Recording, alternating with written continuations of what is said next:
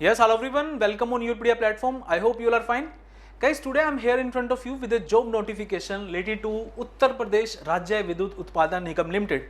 So guys इन्होंने कुछ vacancies announce की हैं अवर अभियंता, जूनियर इंजीनियर के लिए और फार्मासिस्ट के लिए. तो चलिए देखते हैं what are the eligibility criteria and what is the last date to apply for this particular job notification. तो बच्चों जो पोजीशन है अवर अभियंता के लिए और फार्मासिस्ट के लिए.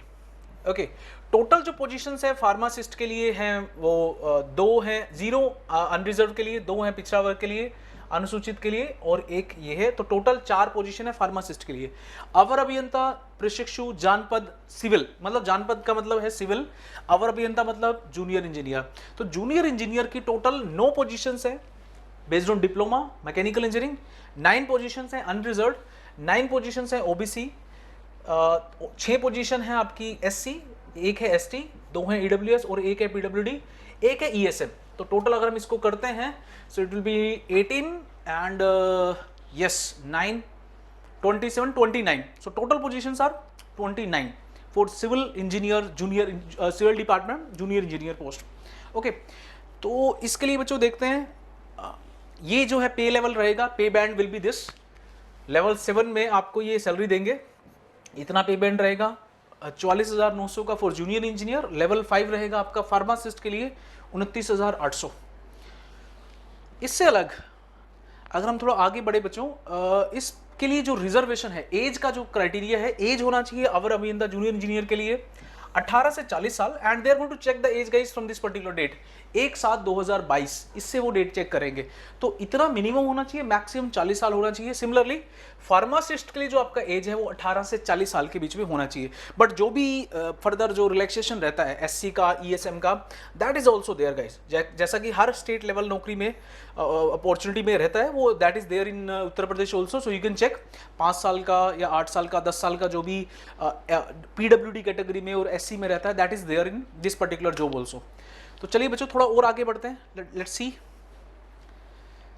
तो इसके लिए कैसे ये कंडक्ट करने वाले हैं guys. So first eligibility, let's first discuss about the eligibility. तो गाइस इसके लिए चाहिए आपको 3 साल का diploma from any state university या कोई सेंट्रल यूनिवर्सिटी से हो या किसी भी यूनिवर्सिटी से हो आपकी इंडिया में. आपने अगर डिप्लोमा किया है you are eligible to apply, और you are having any national certificate in civil engineering awarded by the AICT, all India council of technical education, then also you are eligible to apply. तो BTech students are not eligible guys. इसके लिए BTech students हैं वो eligible नहीं है.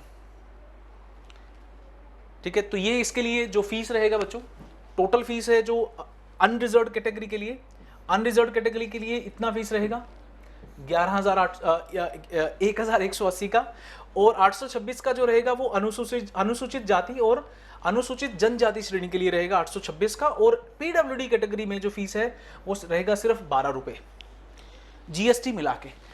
चलिए इसके बाद अगर हम बात करते हैं बच्चों चयन प्रक्रिया की, तो चयन प्रक्रिया क्या रहने वाली है बच्चों. सीबीटी वो कंडक्ट करने वाले हैं जेई के लिए. पहले वो सीबीटी कंडक्ट करेंगे जिसमें टोटल क्वेश्चन जो रहेंगे 150 क्वेश्चन टेक्निकल रहेंगे, 50 क्वेश्चन आपके रहेंगे हिंदी से रिलेटेड, सामान्य हिंदी, सामान्य ज्ञान और तार्किक ज्ञान रीजनिंग.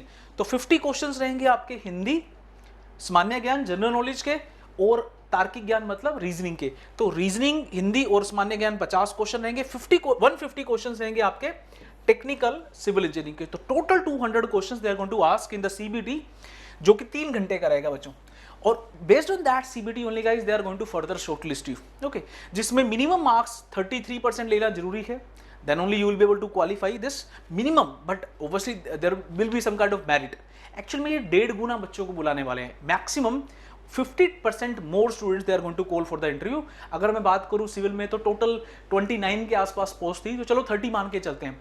30 का 50% और एक्स्ट्रा ले लेते हैं तो 15. तो total 45 students they are going to call for the interview. 45 बच्चों को ये कॉल करने वाले हैं. तो ओबियसली ये मिनिमम है बच्चों, maximum will be but based on the merit list. चलिए इससे आगे बढ़ते हैं. तो सेम चयन प्रक्रिया ये मैं आपसे डिस्कशन कर ही चुका हूँ. फार्मासिस्ट का भी चयन प्रक्रिया कुछ ऐसा ही है. अगर आप देखोगे तो 150 क्वेश्चन आपके फार्मासिस्ट के रहेंगे. ओके, टेक्निकल जिसमें नेगेटिव मार्किंग भी रहेगा. सिविल जेई में भी नेगेटिव मार्किंग है 1/4 का. ओके, और 50 क्वेश्चंस आपके रहेंगे सामान्य हिंदी, सामान्य ज्ञान और रीजनिंग के. इसमें भी नेगेटिव मार्किंग है 1/4 का. ओके, और based on after this CBT guys they will shortlist you for the further process. तो ये कुछ आपका प्रोसेस रहेगा बच्चों इस जो है जॉब को पाने के लिए। तो चयन प्रक्रिया मैंने आपसे डिस्कशन किया।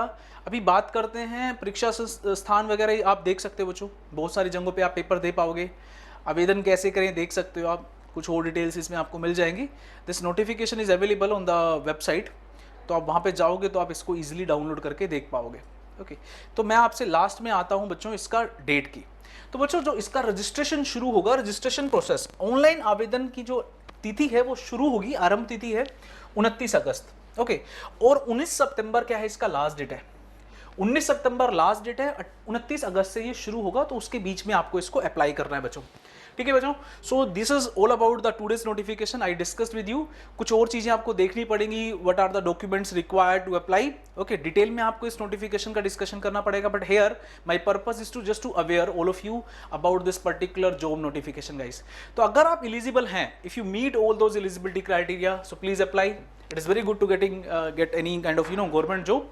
तो कोशिश करें, एफर्ट्स करें, प्रिपेयर करते रहे। Thank you, and yes please subscribe to our Europedia YouTube channel if you have not subscribed till yet for getting all these kind of regular job notification. Thank you, good luck.